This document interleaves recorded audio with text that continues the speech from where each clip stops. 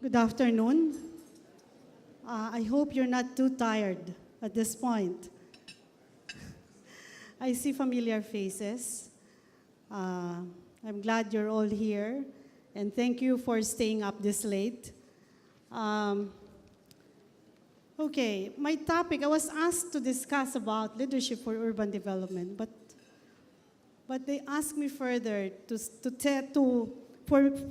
for me to discuss with you what you can expect from your transport department in this administration. So, okay, so my presentation would really be on the policies, plans, and projects of the Department of Transportation. But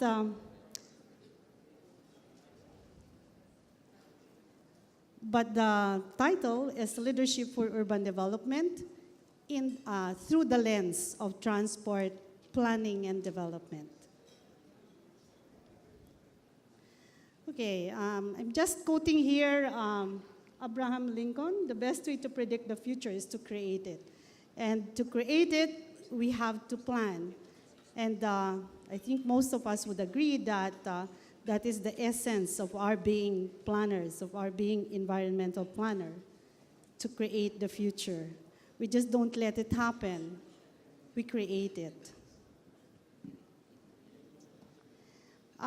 So I will be also discussing with you some principles that we have followed while we are developing the transport plan in addressing congestion, in addressing connectivity, in addressing or in developing an efficient and effective transport system.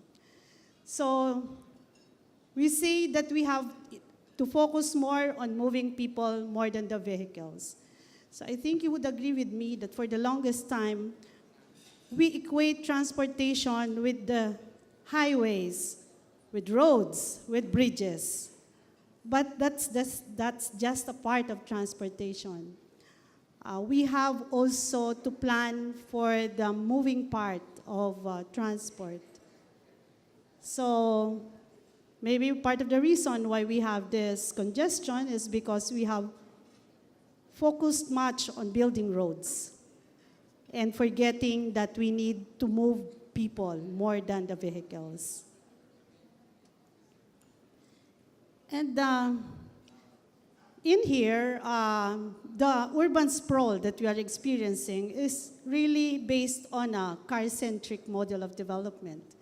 And I'm quoting here the three famous people. One is the former president of Mexico. What he's saying is the current model of urban sprawl is promoting social exclusion. So the same thing as what the other two are saying. So with Enrique Peñalosa, and he further said that a developed country is not a place where the poor have cars, it's where the rich ride public transportation. And also, Janet Khan of Bloomberg, we need to make our streets as friendly for people as our highways are to cars. So in other words, we have to also consider the sidewalks, the other ways of moving people. So that's how we planned our transportation for this term. And we are guided by the vision to have a safe, efficient, viable, dependable, integrated, environmentally sustainable, and people-oriented transportation system. And what I'll be sharing with you is for the 4 modes of transportation.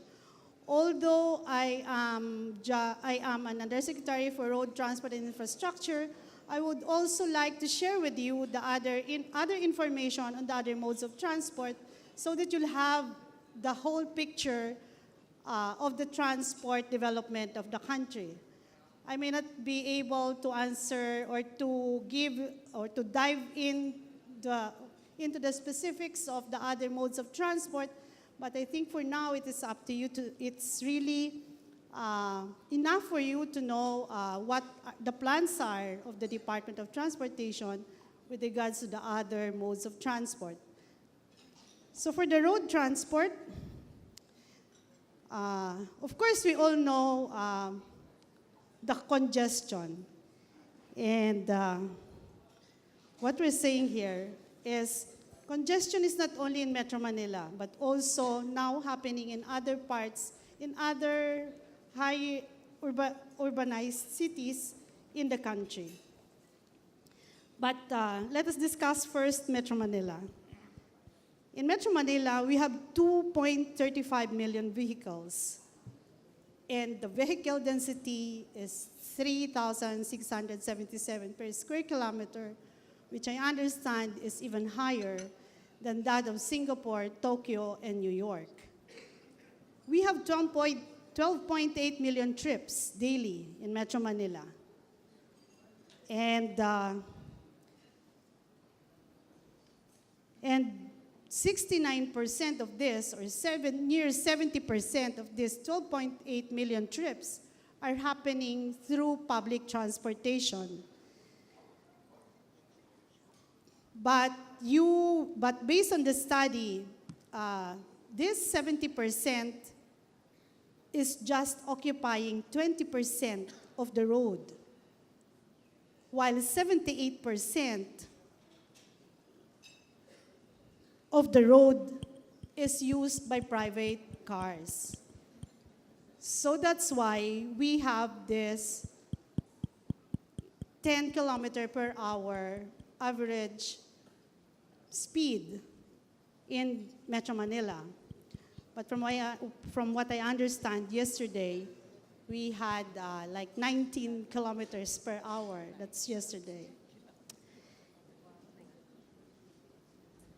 Okay, and this 60% of the buses in Metro Manila are provincial buses. Thus, we also have a plan to take out provincial buses in the main thoroughfares of Metro Manila, or more specifically, EDSA.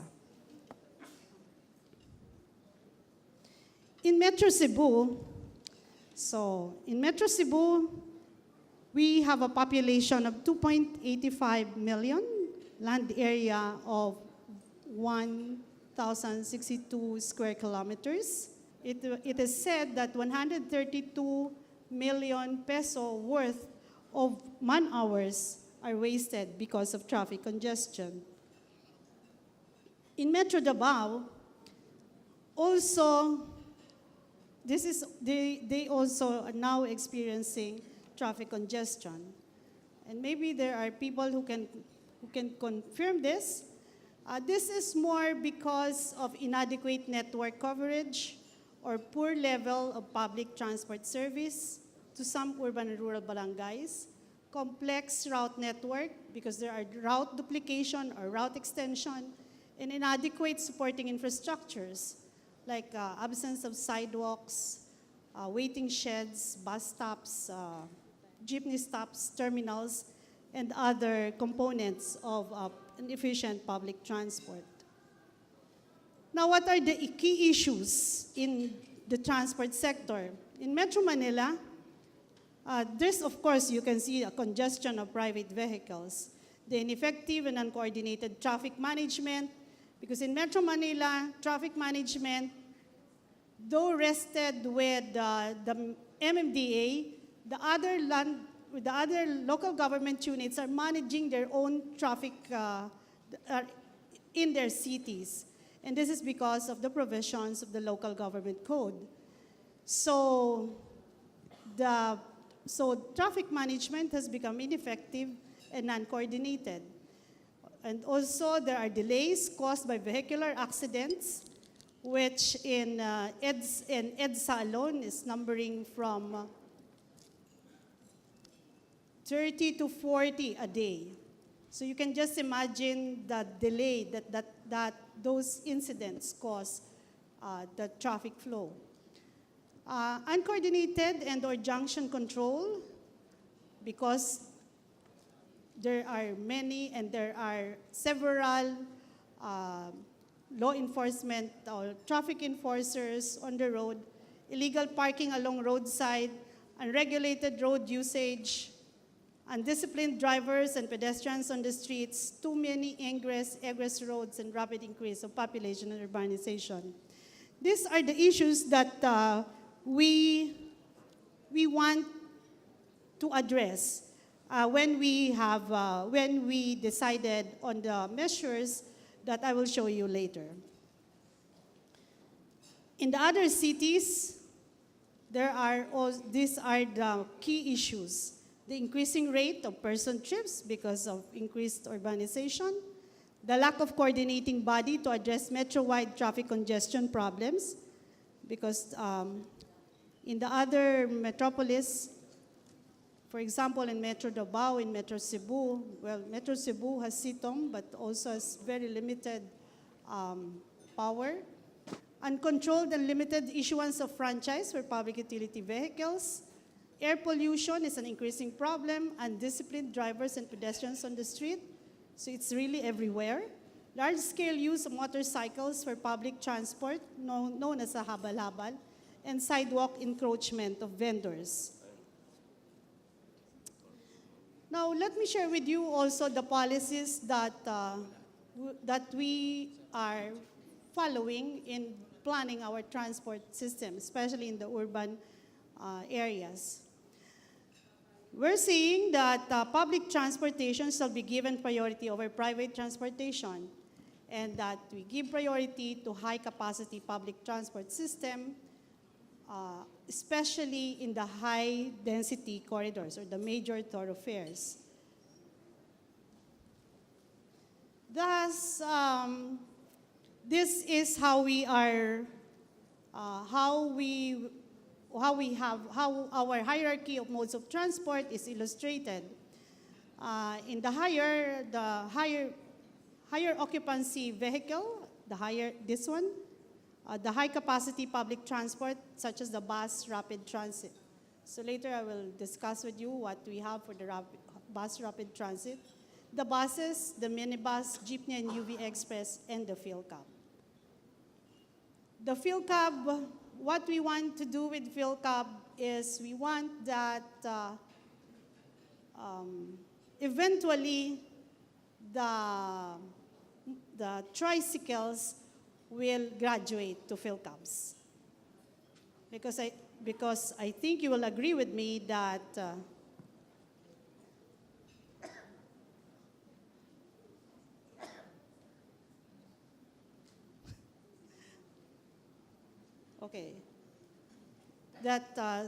some cities and municipalities have become congested because of oversupply of tricycles.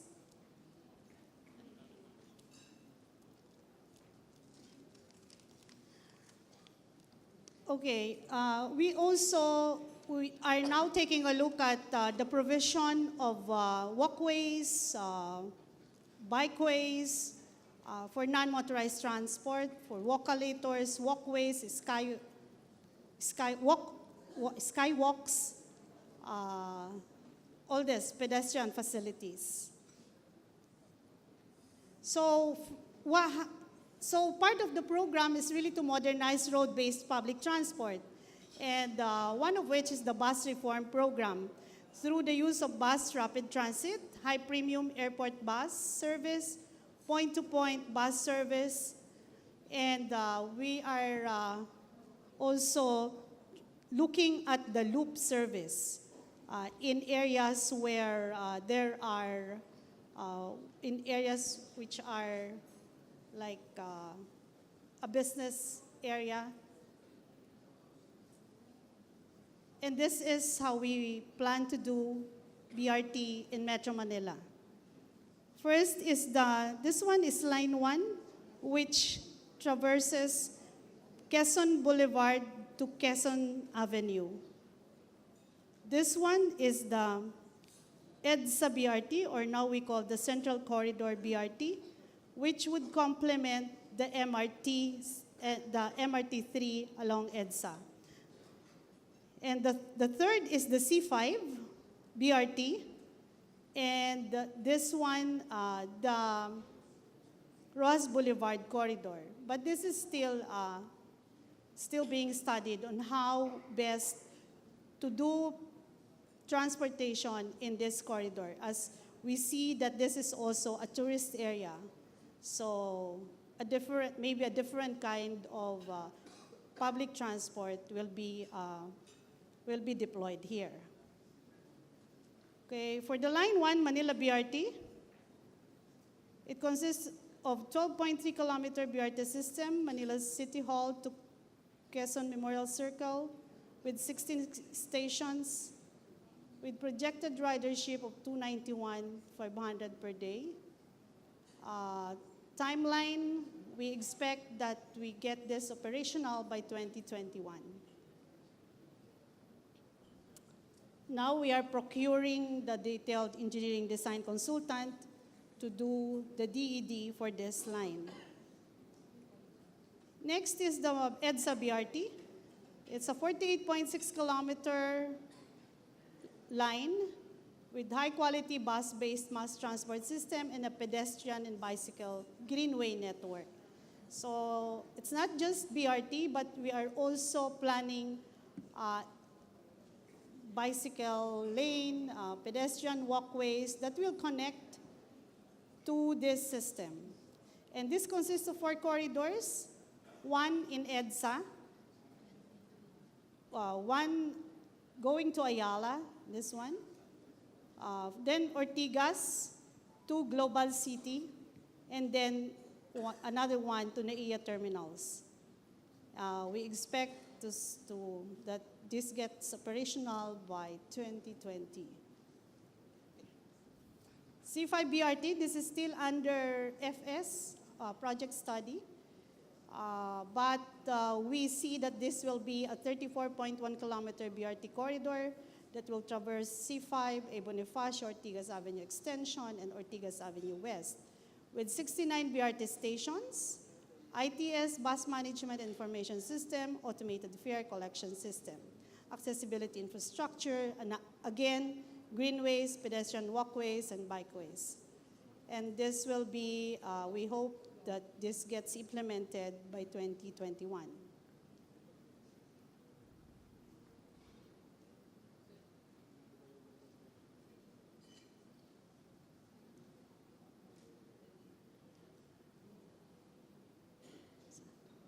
Okay. In here, this is a very much advanced system in Cebu. This is the DED is already nearing completion, and we hope that this gets operationalized by 2019. Okay, so but in the meantime, we are deploying point-to-point buses to address the requirements in some areas in Metro Manila, because we see that there's a lot of demand for transport, and because also we want to convince the car users, private car users, to shift to P2P. We now have 6 routes, and we are deploying 16 more in the next few weeks. Also, we put premium in the interconnectivity among public transport mode, and what we see here is really through our intermodal integrated transport terminal system in the south, in the southwest, and in the north. The south and southwest are nearing construction date, but the north is still under FS. Coupled with this is the route rationalization. Of course, we have the bus, the BRT, we have the integrated transport terminal, and what we really would like to do is to reroute, take a look at rationalize the routes of the existing public transport system. Because what we want to do is to have really an efficient transfer and connectivity in the intermodal transport terminals between the provincial and the city buses. We also have alongside with this is the PUJ modernization program to improve vehicle safety and to improve on and to address air pollution issues. And this one is a big shift that we want to do. All LGUs shall adopt an integrated approach to land use and urban transport planning. As in the omnibus franchising department order that we are finalizing this month, we want the LGUs to take active role in planning their routes. So we would like, if there are requests for routes for franchise, then we would discuss this with the LGUs who should have their transport plan ready and integrated into their comprehensive land use plan. So this is the public transport reform that we are planning at this stage. While before it's operator-initiated and route-centric approach, but now what we want is transport network-based approach. Before it's first-come, first-served basis, but now, because we are doing the transport network-based approach, we take a look at the higher capacity transportation modes as a priority in terms of franchise allocation and transit right-of-way, in particular route over lower capacity modes. So while before there's no requirement of integration of public transport plan and land use plan of LGUs, now we will require it. Requirement of compliance with high level of service, use of technology, the free Wi-Fi, GPS, CCTV, speed limiter, automatic fare collection system, intelligent transport system, and the rest, and the likes. Okay, of course, transport demand management measures, and strengthening traffic management with the use of ITS. And as I mentioned earlier, we're proceeding and we're proposing for a single traffic authority where all the LGUs where all the 16 cities and 1 municipality of Metro Manila will be under one traffic command, and where we will also synchronize all the traffic signalization system, where we will unify all the traffic rules and regulations, single ticketing system, all this. We will do when we are provided with emergency or with the special power. However, even now, in the meantime, that we don't have that yet, we're already meeting, collaborating, cooperating with all the other agencies, meeting them, the LGUs, the MMDA, the HPG, in trying to come up with a unified command for traffic enforcement. I have to hurry up. I only have like 2 minutes. And these are some of the resolutions which we have requested the Metro Manila Council to pass. No additional provincial bus terminals because they are also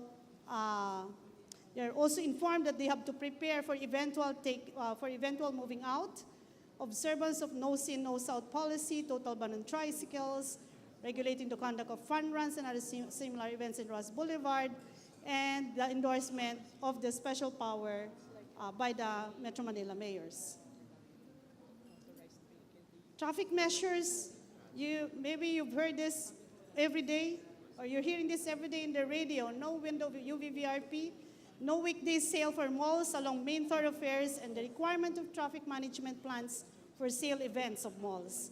Moratorium on utilities diggings from now it's in effect up to January 9. Traffic enforcement and obstruction, illegally parked vehicles, sidewalk clearing operations. And what we have here is the improvement, even just a little, but because there are thousands of vehicles, this also may mean a lot.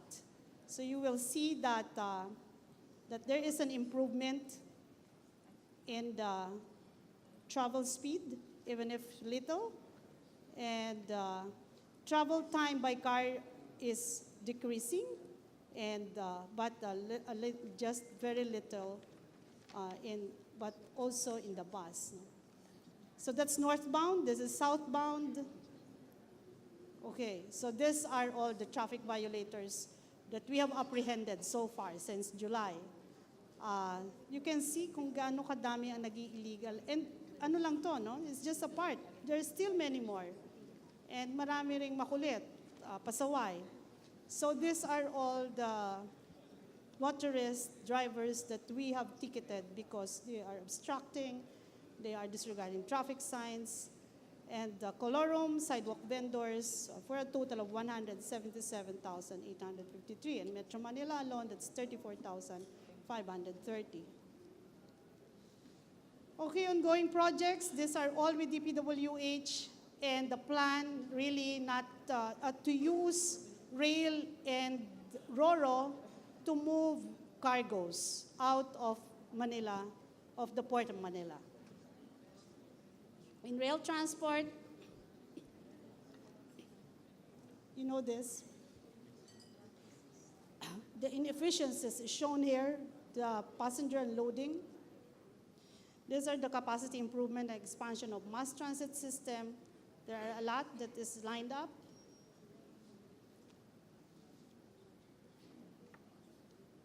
Also development of the railway system, including the Mindanao Railway. Short-term projects, the improving connectivity among urban rail lines and the road-based public transportation system, automated fare collection system, the common ticketing system, and cable car as part of transport network. Air transport, this is what we have, 11 international airports.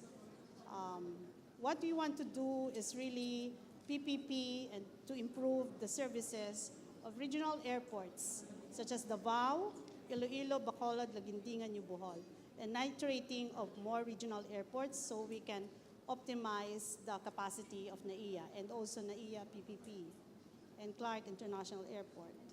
Anyway, well, these are some plans for the decongestion of Metro Manila's maritime transport, the Mapalya ferry system. I think the study has just been completed, or then there's the central spine RoRo. We will be improving on that, adding on the ports, RoRo ports, because we have already developed the Eastern Seaboard and the Western Seaboard. And social ports, these are really the ports that connect municipalities to the mainland.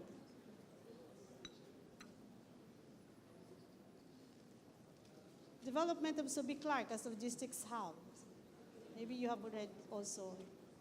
Yes, this is the proposed nautical highway. The proposed central spine is here, connected here.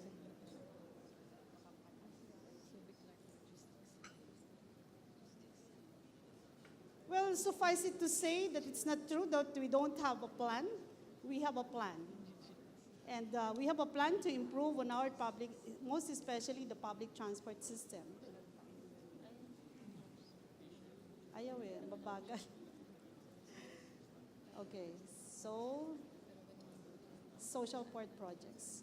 So what I can say is for the transportation sector, leadership in urban development through the lens of transport planning and development is really integration, collaboration, connectivity, intermodality, cooperation, synchronization, unification.